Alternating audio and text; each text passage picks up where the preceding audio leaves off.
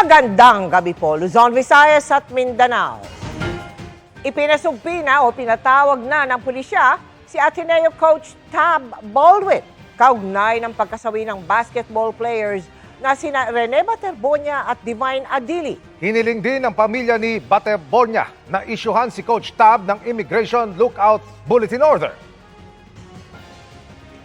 Kasama rin sa mga ipinatawag ng pulisya ang iba pang coach at iba pang basketball players na kasama sa training sa Aurora. Kabilang sa mga imbestigahan ay ang posibilidad ng paglabag sa Anti-Hazing Act of 2018. Kasabay niyan, hiniling ng abogado ng pamilya ni Baterbonia sa Department of Justice o DOJ na ilagay sa Immigration Lookout si Coach Tab habang gumugulong ang imbestigasyon. Ayon naman sa National Bureau of Investigation o NBI, may foul play man o wala, maituturing pa rin krimen kung may nasawi dahil sa kapabayaan. Nanawagan din ang palasyo ng agarang investigasyon sa trahedyang nangyari sa Aurora. Kahit walang nakikitang foul play ang Aurora Police, iginiit ang National Bureau of Investigation na maituturing pa rin krimen ang pagkasawi ni Rene Baterbonia at Divine Adili kung dahil sa kapabayaan. Humarap naman ang may-ari ng resort at idiniin na wala silang pagkukulang sa mga paalala dahil hindi raw ito ang unang beses na nag-team building sa kanila ang koponan. Nakatutok si Marisol Abduraman. Ang malalakas na alon sa dagat ang sinasabing dahilan ng pagkalunod ng Ateneo basketball players na sina Rene Baterbonia at Divine Adili sa isang resort sa Dipakulaw, Aurora noong June 8. Kanina, kasama ang kanilang mga abogado, dumating sa NBI ang mga may-ari ng resort. Voluntaryo raw silang nagpunta rito para magbigay linaw sa nangyari. Ayon sa abogado ng resort owner, nagbook sa resort ang basketball team ng Ateneo para sa isang team building. Binubuo raw ito ng mga player at kanilang coaches. Part of the briefing and the engagement or the booking that there will be no photos or videos taken. Base lang po sa kwento ng mga kliyente natin, ano yung na-observe nila before yung insidente? Normal team building activity. I've seen some videos and they looked normal, happy. Alam daw ng basketball team ng Ateneo ang sitwasyon sa lugar bukod sa mga paalala ng resort. Sa possible risk, hindi rin daw ito ang unang pagkakataon na nagsagawa ng team building sa nasabing resort ang team ng Ateneo. The players are informed of the landscape and the challenges that they will be facing. In the resort itself, there are house rules and guidelines posted in every room, very specific to rip tide or rip current. As far as your client is concerned, wala kayong pagkukulang? Of course, all the necessary precautions were there. And again, let me reiterate that this is not the first time that the Ateneo men's basketball team stayed in the resort. They've been booking, I think, for the past 3 years na. Lifeguard. Yes, merong lifeguard. In fact, first responder yung lifeguard nung resort. Nilinaw din ng abogado na walang weight sa kanilang mga paa ang mga nalunod na player, taliwas sa mga naglalabasang impormasyon. The video footage speaks for itself. Walang pabigat na nakita. Early on, I think now we can already categorically say na walang ganyan. Hindi yan nakita nung rescue efforts. Sa isang pahayag ayon sa NBI, nagpadala na sila ng task force para imbestigahang mabuti ang lahat ng mga anggulo. Kahit pa raw sinabi ng Aurora Police na wala silang nakitang indikasyon ng foul play. Sabi ng NBI, kung wala mang foul play, hindi nito nasasagot ang tanong kung ang pagkamatay ni Baterbonia at Adili ay resulta ng kapabayaan sa pagsasagawa ng nasabing training. Sa ilalim ng Article 365 of the Revised Penal Code, ang pagkamatay dahil sa kapabayaan ay isang kriminal na bagay na walang kinalaman sa intensyong makapanakit. Ayon sa NBI, kapag ang aktibidad ay inorganisa at pinahintulutan ng paaralan para sa mga estudyante, ang mga namamahala ng nasabing aktibidad ay may responsibilidad sa pangangalaga sa mga kalahok. Kabilang daw sa mga anggulong titingnan ay kung ano ang panganib ng lokasyon at ang kondisyon ng dagat kung na-assess ng mabuti. Maging ang Malacanang, nagsalita na rin sa nangyaring trahedya. Kailangan po talaga ng agarang pag-iimbestiga rito dahil hindi po naging maganda ang naging resulta ng sinasabing training. Of course, hindi po natin kailangan i-preempt or mag-prejudge dito. So, kailangan po talaga ng agarang investigasyon. Marisol Abduraman, Nakatutok, 24 Oras. Inaalam na ng PNP CIDG kung sino ang may pananagutang kriminal kaugnay ng pagkamatay ni Ateneo basketball players Rene Baterbonia at Divine Adili. Kabilang sa mga pinatatawag si Coach Tab Baldwin. Nakatutok si June Veneracion. Bilang bahagi ng investigasyon sa pagkalunod ng mga student-athlete na sina Rene Baterbonia at Divine Adili, sinapina ng PNP Criminal Investigation and Detection Group ang lahat ng mga dumalo sa training ng Ateneo Men's Basketball Team sa Dipakulaw, Aurora. Pinahaharap din sa CIDG sa Lunes ang may-ari ng resort kung saan ginawa ang training, ang lokal na pamahalaan at driver ng bus na sinakyan ng team. Inaalam ng CIDG kung sino ang may criminal liability. The CIDG under the law has contempt powers. We're asking them nicely in the interest of justice kasi may 2 taong namatay. We wanted it to be always to be an airtight case so that we can also give justice doon sa pamilya. Namatay si Rene at Divine matapos malunod sa dagat ng Dipakulaw, Aurora sa gitna ng kanilang training para sa Ateneo de Manila Men's Basketball Team. Nag-request na ang CIDG sa Department of Justice para maglabas ng Immigration Lookout Bulletin Order laban sa mga umano'y persons of interest sa kaso. To prevent certain persons of interest from leaving the country. One of them is a foreign national. Walang pinangalanan pero nasa sentro ng kontrobersya si Tab Baldwin, ang American-New Zealand head coach ng Ateneo Blue Eagles. Tinalong ng chairman ng Philippine Sports Commission na si Patrick Gregorio. Nasaan daw ba si Baldwin at bakit hindi ito nagsasalita? Ang nangyari raw ay isang national concern. Bilang respeto daw sa pamilya ng mga namatay na atleta, pati na rin sa mga Pilipino, kailangan daw lumabas ni Baldwin. Nang mangyari ang trahedya noong Lunes ng hapon, kabilang sa mga inabutan ng mga police investigator, si Coach Baldwin sa pinangyarihan ng insidente. Nasaan po ba si Coach Tab Baldwin nung naabutan po ng mga investigator nyo? Kasama po siya sa grupo na nag-rescue. Pero hindi na raw nagawa ng mga investigador na makausap si Baldwin. Sa halip ay 2 miyembro na lang ng coaching staff ang humarap sa mga investigador. That time sila talaga nasa state of shock sila kaya hindi mamalinaw. Tapos nga po nung huli na pagkasunduan na yung 2 na lang ang pupunta sa station para bigyan ng salaysay. Kasama rin sa iniimbestigahan ng CIDG ang mga hindi pinangalanang school officials na kasama raw sa naghatid sa team sa Dipakulaw, Aurora. What we are trying to establish is if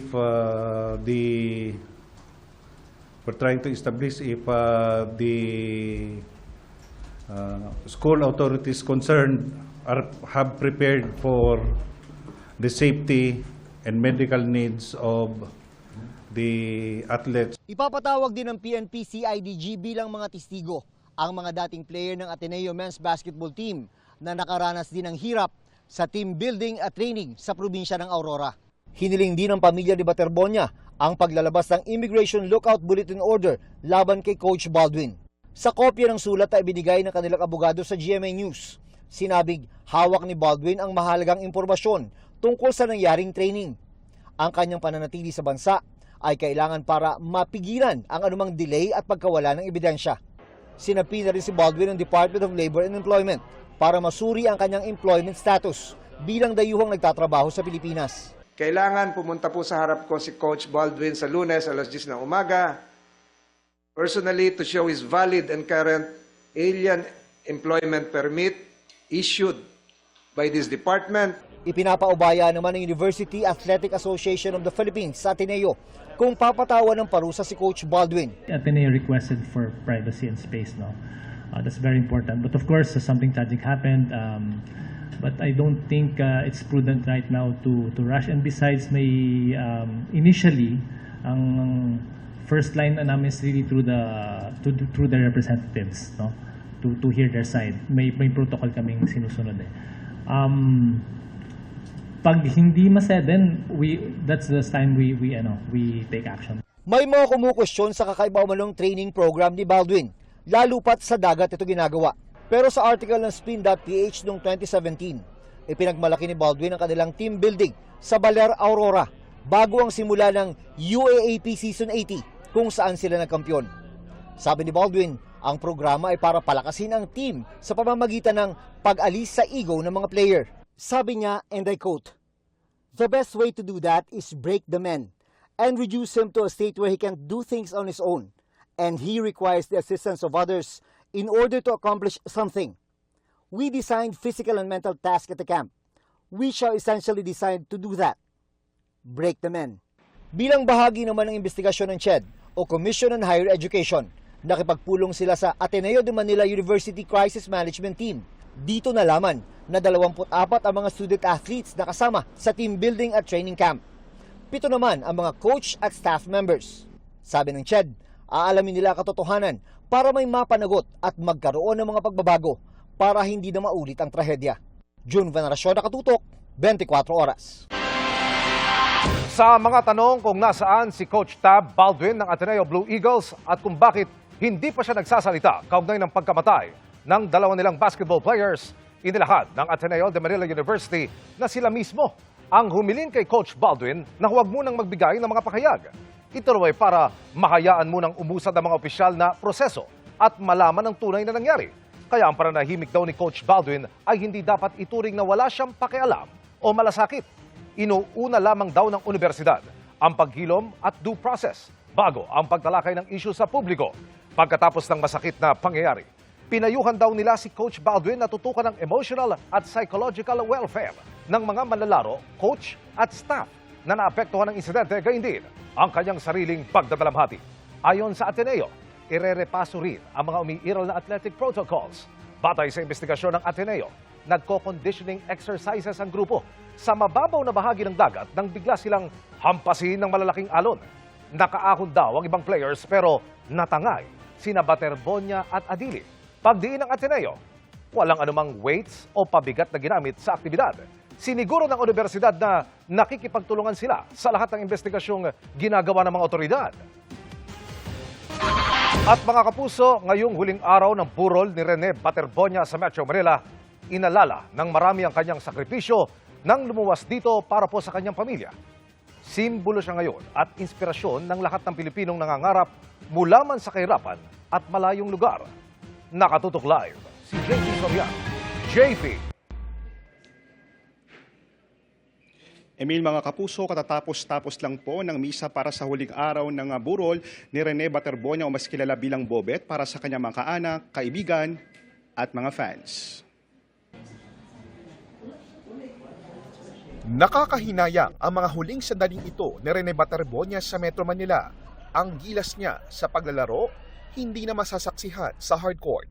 Pero dahil alam ng pamilya ang pagmamahal niya sa basketball, idinisplay nila rito sa Arlington Memorial ang 2 niyang jersey na may number 2. Dahil sa labis na kalungkutan, nakabibingi ang katahimikan ng nagluluksang pamilya. Ang kanyang unang coach sa high school at mentor na si Coach Jess ang nagkwento sa kung paanong lumuwas sa Maynila si Rene o Bobet. Yun na yung last conversation namin. Sabi sa akin na, Coach, hindi mo na ako uwi ng Davao after 5 years na. Dapat mayaman mo na ako dito para maahon ko sa kahirapan ng kapwa. Kanina ipinagmisa si Bobet ng kanyang pamilyang nagdadalamhati, humihingi ng mga kasagutan at hustisya. Yan din ang pangakong hahanapin ng ilang dumalaw tulad ni Senador Robin Padilla. Ako po ay nag-file sa Senado na sana po ang gusto natin kaagad na maimbestigahan kung ano talaga yung nangyari sa batang ito. Dumalaw din ngayong araw ang atinistang si Senador Bam Aquino pero hindi nagbigay ng panayam, pati ang ilang PBA players tulad ni Poy Eram. Ayon sa mga abogado ng pamilya Baterbonia, dumalaw na rin ang ilang coaching staff at assistant coaches mula sa Ateneo de Manila Men's Basketball Team. Pero hindi pa rin daw nakakausap o humaharap si Coach Tab Baldwin sa pamilya ni Rene. Kailan lang nang lisanin ni Bobet ang malayong barangay ng San Nicolas ng Talacogon, Agusan del Sur. Ang barangay na inilagay niya sa mapa, hindi lang sa kanyang probinsya, kundi sa buong Pilipinas. Sa taas na 6'4", binitbit ni Baterbonia ang Davao Regional Basketball Team. para makuha ang kampyonato sa palarong pambansa noong 2025. Noon siya itinanghal na most valuable player at nagsimulang mapansin ng mga sports observers. Sobrang bait na bata, sobrang wala siyang, kahit sinong player, wala siyang kaaway. Sa loob ng court, sinusuntok siya, pero siya pa yung nagsisorry, sobrang humble. Hanggang sa huli niyang palarong pambansa nitong Mayo, ang binansagang Mr. MVP ng Rion, hindi nakalimot. Todo ang paglalaro para sa mga taga-suporta. Siyempre, masaya at thankful dahil maraming tao sumusuporta sa akin. Siyempre, kailangan pa namin mag-prepare para sa bukas na laro. Pero wala na sigurong fan na mas lalakas pa ang hiyaw kaysa sa kanyang inang siginang Rovelyn Baterbonia. Ang bawat masasaya nilang yakapan, mananatili na lang alaala.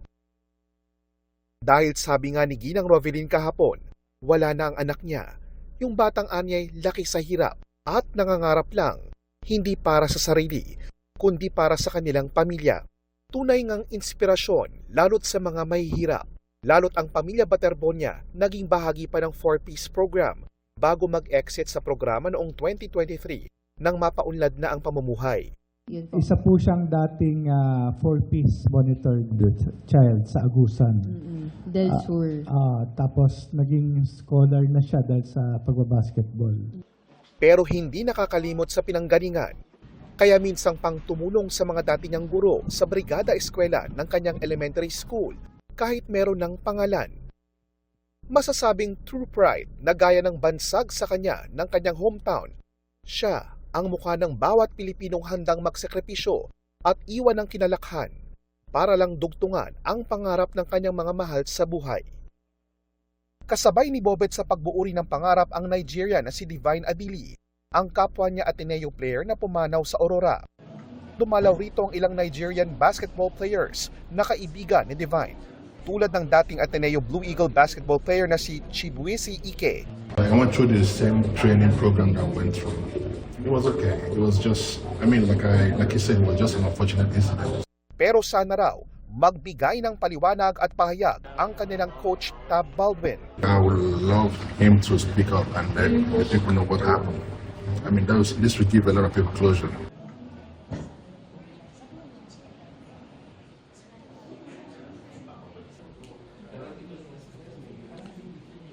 At Emil, mamayang gabi, isang private plane ang inaasahang maglilipad sa kanyang labi kasama ng pamilya papuntang Davao City na inasikaso ng Ateneo de Manila. Pagkatapos po ay ibuburol muna si Rene sa Ateneo de Davao bago sa kanilang tahanan sa Agusan del Sur. Samantala sa candlelighting vigil sa Ateneo kanina, dumalo si Coach Baldwin kasama ang mga miyembro ng Ateneo Men's Basketball Team. Ito po ang kauna-unahang public appearance ni Coach Tab Baldwin mula nang mangyari ang insidente. At yan muna ang latest. Balik muna sa iyo, Emil. Maraming salamat, JP Soriano. Hiniling ng pamilya ng nasawiring Nigerian Ateneo basketball player na si Divine Adili na ipa-autopsy ang kanyang mga labi bago ito iuwi sa Nigeria. Base yan sa pahayag ng Embahada ng Nigeria rito sa Pilipinas. Sa ngayon ay direkta umanong nakikipag-ugnayan ang Embahada sa pamilya ni Adili, gayon din sa Ateneo de Manila University at sa mga otoridad. Nalunod si Adili kasama ang teammate na si Rene Baterbonia sa gitna ng kanilang team building sa Dipakulaw, Aurora. Sa panayam ng GMA News Online, sa ama ni Divine na si Elias Adili, sinabi niyang nag-abiso ang anak na magte-training sila sa Dipakulaw sa Aurora nang mag-usap sila sa telepono nitong Sabado. Huli silang nagkausap nitong Linggo nang papunta na sina Divine Adili sa training camp. Ayon pa sa ama, panganay sa 4 na magkakapatid si Divine na tumatayong breadwinner ng kanilang pamilya. Ang paglalaro niya ng basketball ay paraan niya para makatulong sa kanila. Marami ring tanong ang ama ni Divine sa nangyaring insidente sa Aurora.